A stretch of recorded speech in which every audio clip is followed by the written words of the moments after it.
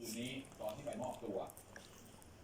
วันนี้คุณณัฐพงศ์เรียบสันเทียผู้สื่อข่าวของเราลงพื้นที่ไปที่บ้านเกิดเหตุนะครับ